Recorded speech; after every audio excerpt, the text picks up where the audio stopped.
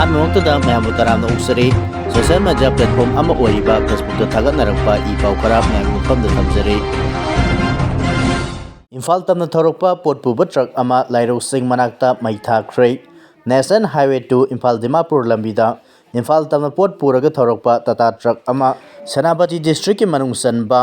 ꯀꯕꯤꯅꯝ ꯑꯃꯁꯨꯡ ꯂꯥꯏꯔꯧꯁꯤꯡ ꯚꯤꯂꯦꯖꯀꯤ ꯂꯣꯟꯅꯕ ꯃꯐꯝ ꯑꯃꯗ ꯉꯁꯤ ꯑꯌꯨꯛ ꯁꯛꯈꯪꯗꯕꯁꯤꯡꯅ ꯃꯩ ꯊꯥꯈ꯭ꯔꯦ꯫ ꯑꯌꯨꯛ ꯄꯨꯡ 9:30 ꯇꯥꯕꯗ ꯃꯩ ꯊꯥꯈ꯭ꯔꯕ ꯇꯥꯇꯥ ꯇ꯭ꯔꯛ ꯑꯗꯨꯒꯤ ꯔꯦꯖꯤꯁꯇ꯭ꯔꯦꯁꯟ ꯅꯝꯕꯔ NL07AA2863ꯅꯤ꯫ ꯑꯣꯜ ꯅꯥꯒꯥ ꯇ꯭ꯔꯦꯗꯔ ꯑꯦꯁꯣꯁꯤꯌꯦꯁꯟ ꯃꯅꯤꯄꯨꯔꯅ ꯊꯥꯗꯣꯔꯛꯄ ꯆꯦꯔꯣꯜ ꯑꯃꯒꯤ ꯃꯇꯨꯡ ꯏꯟꯅ ꯃꯩ ꯊꯥꯗꯣꯛꯈ꯭ꯔꯕ ꯇ꯭ꯔꯛ ꯑꯗꯨ north east federation of trade ꯌꯨꯅꯤꯌꯟꯒꯤ ꯖꯦꯅꯔꯦꯜ ꯁꯦꯀ꯭ꯔꯦꯇꯔꯤ ꯑꯣꯏꯕ ꯃꯤꯑꯣꯏ ꯑꯃꯒꯤꯅꯤ꯫ ꯁꯦꯀ꯭ꯌꯨꯔꯤꯇꯤ ꯃꯇꯤꯛ ꯆꯥꯅ ꯂꯩꯕ ꯂꯝꯕꯤ ꯑꯁꯤꯗ ꯏꯐꯣꯡ ꯐꯣꯡꯅ ꯇ꯭ꯔꯛ ꯃꯩ ꯊꯥꯈꯤꯕꯒꯤ ꯊꯧꯑꯣꯡ ꯑꯗꯨꯅ ꯂꯝꯕꯤ ꯑꯁꯤꯗ ꯄꯣꯠ ꯆꯩ ꯍꯣꯟꯗꯣꯛ ꯍꯣꯟꯖꯤꯟ ꯇꯧꯔꯤꯕ ꯇ꯭ꯔꯥꯟꯁꯄꯣꯔꯇꯔꯁꯤꯡ ꯑꯃꯗꯤ ꯇ꯭ꯔꯦꯗꯔꯁꯤꯡꯗ ꯆꯥꯎꯅ ꯅꯨꯡꯅꯥꯡꯕ ꯄꯣꯛꯍꯜꯂꯦ꯫ ꯂꯣ ꯏꯟꯐꯣꯔꯁꯃꯦꯟꯠ ꯑꯦꯖꯦꯟꯁꯤꯁꯤꯡꯅ ꯊꯧꯗꯣꯛ ꯑꯁꯤꯗ ꯆꯦꯟꯅꯔꯤꯕ ꯃꯤꯑꯣꯏꯁꯤꯡ ꯑꯊꯨꯕ ꯃꯇꯝꯗ ꯃꯁꯛ ꯈꯪꯗꯣꯛꯂꯒ ꯂꯣꯒꯤ ꯑꯣꯏꯕ ꯑꯦꯛꯁꯟ ꯂꯧꯈꯠꯀꯗꯕꯅꯤ꯫ ꯃꯤꯆꯝ ꯃꯤꯌꯥꯝꯅꯁꯨ ꯆꯦꯟꯅꯔꯤꯕ ꯃꯤꯑꯣꯏꯁꯤꯡ ꯐꯥꯅꯕ ꯍꯣꯠꯅꯕꯗ ꯃꯇꯦꯡ ꯄꯥꯡꯕꯤꯌꯨ ꯍꯥꯏꯔꯤ꯫ ꯀꯣꯔꯠꯇꯨꯅ ꯍꯌꯦꯡ ꯀꯥꯡꯄꯣꯛꯄꯤ ꯗꯤꯁꯇ꯭ꯔꯤꯛꯇ ꯇꯣꯇꯦꯜ ꯁꯠꯗꯥꯎꯟ ꯇꯧꯒꯅꯤ ꯍꯥꯏꯅ ꯂꯥꯎꯊꯣꯛꯈ꯭ꯔꯦ꯫ ꯀꯨꯝꯖꯥ 2023ꯒꯤ ꯃꯦ 3ꯗꯒꯤ ꯊꯣꯔꯛꯈꯤꯕ ꯀꯥꯡꯂꯨꯞꯀꯤ ꯍꯥꯟꯅ ꯆꯨꯅꯕꯗ ꯂꯩꯈꯤꯗ꯭ꯔꯕꯁꯤꯡꯒꯤ ꯃꯐꯝꯗ ꯏꯀꯥꯏ ꯈꯨꯝꯅꯕ ꯎꯠꯄ ꯑꯣꯏꯅ ꯀꯥꯡꯄꯣꯛꯄꯤ ꯗꯤꯁꯇ꯭ꯔꯤꯛꯇ ꯍꯌꯦꯡ ꯇꯣꯇꯦꯜ ꯁꯠꯗꯥꯎꯟ ꯇꯧꯒꯅꯤ ꯍꯥꯏꯅ ꯀꯃꯤꯇꯤ ꯑꯣꯟ ꯇ꯭ꯔꯥꯏꯕꯦꯜ ꯌꯨꯅꯤꯇꯤ ꯀꯣꯔꯠꯇꯨꯅ ꯂꯥꯎꯊꯣꯛꯈ꯭ꯔꯦ꯫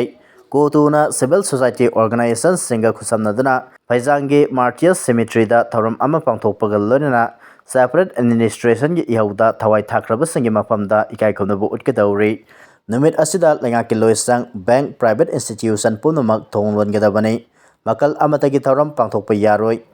ꯑꯌꯨꯛ ꯄꯨꯡ 6ꯇꯒꯤ ꯅꯨꯃꯤꯗꯥꯡ ꯄꯨꯡ 6 ꯐꯥꯎꯕ ꯆꯠꯊꯒꯗꯧꯔꯤꯕ ꯇꯣꯇꯦꯜ ꯁꯠꯗꯥꯎꯟ ꯑꯁꯤ ꯗꯤꯁꯇ꯭ꯔꯤꯛ ꯑꯁꯤꯗ ꯂꯩꯔꯤꯕ ꯃꯤꯄꯨꯝ ꯈꯨꯗꯤꯡꯃꯛꯅ ꯃꯄꯨꯡ ꯐꯥꯅꯕ ꯍꯣꯠꯅꯕꯗ ꯃꯔꯨꯑꯣꯏꯕ ꯊꯧꯗꯥꯡ ꯂꯧꯕꯤꯌꯨ ꯍꯥꯏꯅ ꯀꯣꯔꯠꯇꯨꯒꯤ ꯆꯦꯔꯣꯜ ꯑꯁꯤꯅ ꯐꯣꯡꯗꯣꯔꯛꯂꯤ꯫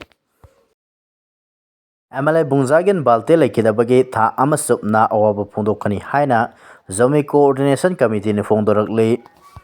ꯊꯥꯂꯣꯟ ꯑꯦꯁꯦꯝꯕ꯭ꯂꯤ ꯀꯟꯁꯇꯤꯇ꯭ꯌꯨꯑꯦꯟꯁꯤꯒꯤ MLA ꯕꯨꯡꯖꯥꯒꯤꯟ ꯕꯥꯜꯇꯦ ꯂꯩꯈꯤꯗꯕꯒꯤ ꯃꯇꯥꯡꯗ ꯃꯥꯔꯆ ꯊꯥ ꯆꯨꯞꯅ ꯑꯋꯥꯕ ꯐꯣꯡꯗꯣꯛꯀꯅꯤ ꯍꯥꯏꯅ ꯖꯣꯃꯤ ꯀꯣꯑꯣꯔꯗꯤꯅꯦꯁꯟ ꯀꯃꯤꯇꯤꯒꯤ ꯏꯟꯐꯣꯔꯃꯦꯁꯟ ꯑꯦꯟꯗ ꯄꯕ꯭ꯂꯤꯁꯤꯇꯤ ꯋꯤꯡꯅ ꯊꯥꯗꯣꯔꯛꯄ ꯆꯦꯔꯣꯜ ꯑꯃꯅ ꯐꯣꯡꯗꯣꯔꯛꯂꯤ꯫ ꯆꯦꯔꯣꯜ ꯑꯁꯤꯅ ꯍꯥꯏ ꯊꯥꯂꯣꯟ ꯑꯦꯁꯦꯝꯕ꯭ꯂꯤ ꯀꯟꯁꯇꯤꯇ꯭ꯌꯨꯑꯦꯟꯁꯤꯗꯒꯤ BJPꯒꯤ MLA ꯑꯣꯏꯅ ꯃꯤꯈꯜꯗ ꯃꯥꯏ ꯄꯥꯛꯇꯨꯅ ꯃꯤꯌꯥꯝꯒꯤ ꯊꯧꯒꯜ ꯇꯧꯗꯨꯅ ꯂꯥꯛꯈꯤꯕ ꯂꯨꯆꯤꯡꯕ ꯑꯁꯤ ꯀꯨꯝꯖꯥ 2023ꯒꯤ ꯃꯦ 3ꯗ ꯃꯁꯤꯡ ꯌꯥꯝꯂꯕ ꯃꯤꯌꯥꯝꯅ ꯆꯠꯊꯔꯛꯈꯤꯕ ꯑꯦꯇꯦꯛꯇ ꯑꯁꯣꯛ ꯑꯄꯟ ꯅꯪꯕꯗꯒꯤ ꯃꯇꯝ ꯁꯥꯡꯅ ꯂꯩꯀꯠꯅꯗꯨꯅ ꯂꯩꯔꯝꯂꯒ ꯑꯔꯣꯏꯕ ꯌꯥꯍꯤꯞ ꯇꯥꯟꯈꯤꯕꯅꯤ꯫ ꯍꯤꯡꯂꯤꯉꯩ ꯃꯇꯝꯗ ꯃꯍꯥꯛꯅ ꯄꯥꯏꯈꯠꯂꯝꯕ ꯊꯕꯛ ꯊꯧꯔꯝꯁꯤꯡ ꯑꯗꯨꯕꯨ ꯁꯤꯡꯊꯥꯕ ꯑꯣꯏꯅ ꯆꯠꯂꯤꯕ ꯃꯥꯔꯆ ꯊꯥ ꯑꯁꯤ ꯖꯣꯃꯤ ꯅꯦꯁꯅꯦꯜ ꯃꯣꯔꯅꯤꯡ ꯑꯣꯏꯅ ꯂꯥꯎꯊꯣꯛꯅꯕ ꯐꯤꯔꯦꯞ ꯂꯧꯔꯦ꯫ ꯍꯥꯏꯔꯤꯕ ꯃꯇꯝ ꯑꯁꯤꯒꯤ ꯃꯅꯨꯡꯗ ꯍꯔꯥꯎ ꯀꯨꯝꯍꯩꯒꯤ ꯊꯧꯔꯝ, ꯇꯣꯔꯅꯥꯃꯦꯟꯠ, ꯀꯟꯁꯔꯠ ꯑꯃꯗꯤ ꯐꯦꯁꯇꯤꯚꯦꯜꯅꯆꯤꯡꯕ ꯑꯃꯠꯇ ꯄꯥꯡꯊꯣꯛꯄ ꯌꯥꯔꯣꯏ꯫ ꯀꯃꯤꯇꯤꯅ ꯂꯧꯈꯠꯂꯛꯂꯤꯕ ꯊꯧꯔꯥꯡ ꯑꯁꯤꯗ ꯃꯔꯤ ꯂꯩꯅꯕ ꯏꯟꯁꯇꯤꯇ꯭ꯌꯨꯁꯟ, ꯀ꯭ꯂꯕ ꯑꯃꯗꯤ ꯂꯨꯞ ꯈꯨꯗꯤꯡꯃꯛꯅ ꯃꯄꯨꯡ ꯐꯥꯅ ꯀꯣꯑꯣꯄꯔꯦꯁꯟ ꯄꯤꯕꯤꯌꯨ꯫ ꯑꯗꯨꯝ ꯑꯣꯏꯅꯃꯛ ꯍꯥꯟꯅꯗꯒꯤ ꯃꯇꯝ ꯂꯦꯞꯈ꯭ꯔꯕ ꯂꯨꯍꯣꯡ ꯈꯣꯡꯗꯣꯡꯕ ꯑꯃꯗꯤ ꯂꯥꯏꯅꯤꯡ ꯂꯥꯏꯁꯣꯟꯒ ꯃꯔꯤ ꯂꯩꯅꯕ ꯊꯕꯛ ꯊꯧꯔꯝꯁꯤꯡꯗꯤ ꯑꯊꯤꯡꯕ ꯑꯁꯤꯅ ꯀꯣꯟꯁꯤꯜꯂꯣꯏ꯫ ꯕꯨꯡꯖꯥꯒꯤꯟ ꯕꯥꯜꯇꯦ ꯂꯩꯈꯤꯗꯕꯒꯤ ꯃꯇꯥꯡꯗ ꯑꯆꯨꯝꯕ ꯋꯥꯌꯦꯜ ꯐꯪꯍꯟꯅꯕ ꯂꯣꯅ ꯌꯥꯕ ꯃꯑꯣꯡꯗ ꯃꯈꯥ ꯇꯥꯅ ꯈꯣꯡꯖꯪ ꯆꯪꯁꯤꯟꯃꯤꯟꯅꯁꯤ ꯍꯥꯏꯅꯁꯨ ꯆꯦꯔꯣꯜ ꯑꯁꯤꯅ ꯐꯣꯡꯗꯣꯔꯛꯂꯤ꯫ ꯃꯊꯪ ꯆꯍꯤꯗ ꯄꯥꯡꯊꯣꯛꯂꯕ ꯌꯥꯅ ꯂꯩꯔꯤꯕ ꯃꯅꯤꯄꯨꯔ ꯂꯦꯖꯤꯁꯂꯦꯇꯤꯚ ꯑꯦꯁꯦꯝꯕ꯭ꯂꯤꯒꯤ ꯏꯂꯦꯛꯁꯟꯗ CRPFꯀꯤ ꯔꯤꯇꯥꯌꯔ ꯑꯣꯐꯤꯁꯥꯔ ꯌꯦꯡꯈꯣꯝ ꯁꯟꯗꯤꯞ ꯊꯥꯡꯃꯩꯕꯟ ꯑꯦꯁꯤꯗ ꯃꯤꯈꯜ ꯊꯦꯡꯅꯔꯒꯅꯤ ꯍꯥꯏꯅ ꯂꯥꯎꯊꯣꯛꯈ꯭ꯔꯦ꯫ ꯂꯣꯏꯅꯅ ꯃꯤꯌꯥꯝꯒꯤ ꯌꯥꯏꯐꯅꯕ ꯊꯕꯛ ꯇꯧꯅꯕ ꯂꯨꯆꯤꯡꯕ ꯁꯥꯕ ꯃꯤꯍꯨꯠꯁꯤꯡ ꯄꯔꯥ ꯇꯝꯕꯤꯔꯁꯤ ꯍꯥꯏꯅ ꯌꯦꯡꯈꯣꯝ ꯁꯟꯗꯤꯞꯅ ꯐꯣꯡꯗꯣꯛꯈ꯭ꯔꯦ꯫ ꯋꯥꯐꯝ ꯑꯁꯤ ꯗꯤꯕꯦꯂꯞꯃꯦꯟꯠ ꯑꯣꯔꯒꯅꯥꯏꯖꯦꯁꯟ ꯊꯥꯡꯃꯩꯕꯟ DORTHꯅ ꯁꯤꯟꯕ ꯅꯣꯡꯃꯒꯤ ꯑꯣꯏꯕ ꯄꯣꯂꯤꯇꯤꯀꯦꯜ ꯀꯟꯐꯔꯦꯟꯁꯀ ꯃꯔꯤ ꯂꯩꯅꯅ ꯑꯣꯔꯒꯅꯥꯏꯖꯦꯁꯟ ꯑꯁꯤꯒꯤ ꯄ꯭ꯔꯁꯤꯗꯦꯟꯠꯁꯨ ꯑꯣꯏꯔꯤꯕ ꯌꯦꯡꯈꯣꯝ ꯁꯟꯗꯤꯞꯅ ꯐꯣꯡꯗꯣꯛꯈꯤꯕꯅꯤ꯫ ꯊꯥꯡꯃꯩꯕꯟ ꯄꯦꯂꯦꯝ ꯂꯩꯀꯥꯏꯗ ꯂꯩꯕ ꯃꯁꯥꯒꯤ ꯃꯌꯨꯝꯗ ꯄꯥꯡꯊꯣꯛꯈꯤꯕ ꯊꯧꯔꯝ ꯑꯗꯨꯗ ꯊꯥꯡꯃꯩꯕꯟꯗ ꯂꯩꯔꯤꯕ ꯋꯥꯔꯗ ꯈꯨꯗꯤꯡꯃꯛꯀꯤ ꯃꯁꯛ ꯅꯥꯏꯔꯕ ꯃꯤꯑꯣꯏ, ꯑꯍꯜ ꯂꯃꯟ ꯑꯃꯗꯤ ꯃꯁꯤꯡ ꯊꯤꯉꯝꯗ꯭ꯔꯕ ꯅꯨꯄꯤ ꯀꯌꯥꯁꯨ ꯁꯔꯨꯛ ꯌꯥꯈꯤ꯫ ꯊꯧꯔꯝ ꯑꯗꯨꯗ ꯌꯦꯡꯈꯣꯝ ꯁꯟꯗꯤꯞꯅ ꯃꯈꯥ ꯇꯥꯔꯗꯨꯅ ꯍꯥꯏ ꯊꯥꯡꯃꯩꯕꯟ SC ꯑꯁꯤ මꯇꯝ ꯁꯥꯡꯅ ꯆꯍꯤ 15 ꯇꯨꯝꯗꯨꯅ ꯂꯩꯔꯨꯔꯦ꯫ ꯑꯩꯈꯣꯏ ꯀꯌꯥꯝ ꯀꯨꯏꯅ ꯇꯨꯝꯗꯨꯅ ꯂꯩꯈꯤꯒꯅꯤ? ꯂꯨꯆꯤꯡꯕ ꯈꯔꯅ ꯃꯤꯑꯣꯏ ꯑꯃꯒꯤ ꯆꯦꯡ ꯀꯦꯖꯤ 5 ꯄꯤꯔꯒ ꯈꯣꯝꯕ ꯚꯣꯠꯀꯤ ꯂꯥꯡꯗ ꯊꯨꯔꯒꯨꯝꯁꯤ ꯍꯥꯏꯈꯤ꯫ ꯏꯔꯥꯟꯅ ꯍꯣꯔꯃꯖ ꯁ꯭ꯇ꯭ꯔꯦꯠ ꯊꯤꯡꯖꯤꯟꯈꯤꯕꯅ ꯃꯥꯂꯦꯝꯗ ꯊꯥꯎꯒꯤ ꯃꯃꯜ ꯀꯥ ꯍꯦꯟꯅ ꯋꯥꯡꯈꯠꯂꯛꯀꯗꯧꯔꯤ꯫ ꯁꯨꯡꯗꯣꯛꯇ꯭ꯔꯤꯕ ꯊꯥꯎ ꯍꯣꯟꯗꯣꯛ ꯍꯣꯟꯖꯤꯟ ꯇꯧꯕꯗ ꯈ꯭ꯋꯥꯏꯗꯒꯤ ꯃꯔꯨ ꯑꯣꯏꯕ ꯂꯝꯕꯤ ꯑꯃ ꯑꯣꯏꯅ ꯁꯤꯖꯤꯟꯅꯔꯤꯕ ꯍꯣꯔꯃꯖ ꯁ꯭ꯇ꯭ꯔꯦꯠ ꯏꯔꯥꯟꯅ ꯊꯤꯡꯖꯤꯟꯈꯤꯕꯅ ꯃꯔꯝ ꯑꯣꯏꯔꯒ ꯃꯥꯂꯦꯝꯗ ꯊꯥꯎꯒꯤ ꯃꯃꯜ ꯀꯥ ꯍꯦꯟꯅ ꯋꯥꯡꯈꯠꯂꯛꯀꯗꯧꯔꯤ꯫ US ꯑꯃꯁꯨꯡ ꯏꯖꯔꯦꯜꯒꯤ ꯂꯥꯟꯅ ꯃꯔꯝ ꯑꯣꯏꯔꯒ ꯃꯥꯂꯦꯝꯒꯤ ꯊꯥꯎ ꯑꯃꯁꯨꯡ ꯒ꯭ꯌꯥꯁꯀꯤ ꯀꯩꯊꯦꯜꯗ ꯑꯆꯧꯕ ꯆꯩꯊꯦꯡ ꯑꯃ ꯄꯤꯔꯒꯅꯤ ꯍꯥꯏꯅ ꯔꯤꯄꯣꯔꯠ ꯑꯃꯅ ꯐꯣꯡꯗꯣꯛꯂꯤ꯫ Irangi Supreme Leader Khamenei mahaki imung manunggi miyoising amadi awangba thaki official khara hatkraba matungda Iran maru oiba lambi ase thingjanaba phirep laurakibani. Report amagi matung inadi Hormuz Strait thingjankhrabasu hawjikmaki oina thawgi awatpa mayoknabagi phibam leikiroi hairi. Adum onamak Iraq, Iran, Qatar, Kuwait, Bahrain, United Arab Emirates amasung Saudi Arabia dagi sundoktriba thaw putorakpada Strait of Hormuz fauna putorakpa maramna lambi ase thingjankiba thoklabadi India yauna tongan leibak singda thawgi awaba mayoknarakpa yai hairi. India da Iran pressure sauna pirakre US amadi Israel na punapasana satharkiba attack asigi matangda yaningdaba phongdokpiyo haina Iran India da pressure sauna pirakre lonina Iran gi ambassador gi maikedagi US amadi Israel na Iran da sathariba attack ase punsi supa ngapiba ngamlaroi dawba thawdo amani hainasu phongdokre haidi. Kuwait da United States ki lanmi ahum Israel da mioi mapan SIKHRE Iran da MAHEIROI samaga marpu humdoi YAONA MIOI samanga yangkai manga SIKHRE Iran amadi United States ki marakta lan soknarakpa numit omni surakpaga lonina Iran gi maikida sikiba mioi samanga yangkai manga yaure amasung mioi satret hena aso opan nangle hairi. Iranian state media na Red Christian gi report paladuna hai Minab area da laiba nupi masa singi school amada US amasung Israel na attack satharakpada mioi samaga tara manga seki nakal amaromda Iran gi maikedagi khut halakpada American lanmi ahum sikibuga lonina atopa mga tina sokle hairi. Lebanon gi kha thangba sarukta Israel na noktaktagi attack satharakpada mioi kunthamathoi sikibuga lonina atopa mioi samagani pumapan hena aso opan nangle hairi. United Arab Emirates UAE gi oinadi Dubai amasung Abu Dhabi da satharakpa attack ta mioi ahum seki laikidraba mioi ahum adu Pakistan Nepal amasung Bangladesh tagi ne hairi.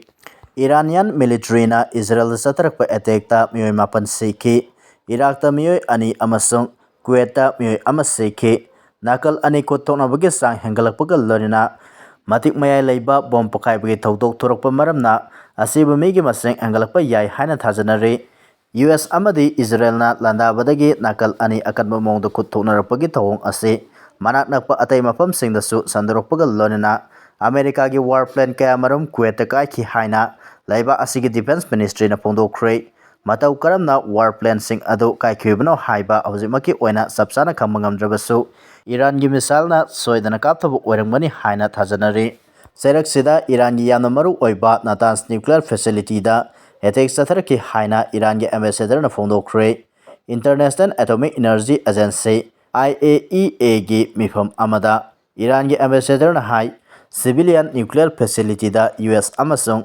Israel na attack satharikibagi thawong aduna akoibada khundariba mioi singda sauna awaba mayokna halakpa yai. Nakal anigi lan nongma gi kansalakpana civilian nuclear power station da fawba attack satharaklabanina Middle East ki tonba city singda khundariba mioi punamak hondorakpagi tangai phadaba phibam lakpa yai haina IAEA gi Director General Rafael Grossi na phongdorakhi. Serak sida US ki President Donald Trump na wari sanaduna yasinaba puraknabagi wafam pukalakpada Iran yakidre. Iranian National Security Council gi Secretary Ali Larijani na hai hauzik oiriba phibam asida Iran Washington ga wari sanabagi pirep lawba leite. ABC gi reporter amana hangkiba wahangi pakumda mahakna hai mamangda kayarak hana wari sanaduna yasinaba purakraba matungda amuk hana attack satharakpagi thawdok kaya laikiba maramna handaki matang asida Iran phibam amadada United States ka wari sanabagi pirep lawroi. Amaromda Pakistan gi hidangpam city Karachi da leiba US consulate manakta masing yamlaba protesters sing laksanaba security force na nongmai kapada mioi tara sire. Iran gi supreme leader Ayatollah Ali Khamenei February 19 da Israel amasung US na nongtaktagi attack sataduna hatkibagi mayokta protest tawrakiba miyam tankaina bo honabada mioi tara sikibani. Thawdo aduda soklabasing manakna po hostel da pukatuna laikanari soklabasing adugi manungda police personnel mari yauri haina Karachi Senior Superintendent of Police Asad Reis na phongdorakhi. Sairak sida US ki F-15 ama Kuwait ki nongtakta kairaga tasilakre adum onamak pilot adudi hingaure hairi. US na ahanba oina Iran da Tomahawk missile sinaduna landakre. Hauzik soknariba lan asigi manungsana US na ahanba oina Iran da matik mayai leraba Black Tomahawk missile sinaduna landakre hana phongdorakle. Experts sing na phongdorakpagi matung inna angoba makalgi America gi Tomahawk missile sing malamgi miyamna unakre. Aduba handa Iran da landakiba amuba makalgi Tomahawk missile asidi handaki asina ahanbani. Missile ase hanagi Tomahawk missile dagi upgrade tawbo oirangmani haina thajanari. Missile ase malamgi matik mayai leiba missile singi manungda amani haina su experts sing na phongdorakle. Haukiba pung kunmarigi manungda US amadi Israel na Iran da puna bomb lising amaga chaneirom thadaduna landakre. Haukiba pung kunmarigi manungda US amadi Israel na Iran da puna bomb lising amaga chaneirom thadaduna paksana landakre. Lonana missile kontrarom su kapsanduna sauna ama ata thoankre hairi. Attack aduda Iran ge Supreme Leader Ayatollah Ali Khamenei lekidabadagi khosaunaraba leba asigi IRGC na tamthiba makalgi lan chataragani haina lauthokre. Adubu America ki President Donald Trump na Iran karigumba akan mamongda khut handuna landarak labadi Iran leibakna amukta ukhidriba amadi thena khidriba mamongda landagani haina aki akang sauna pirakre hairi. US amadi Israel anina puna landarakiba adugi khut haladuna Iran asu US ki military base lariba leibak mapal lomda misal kapsenduna landakre hairi.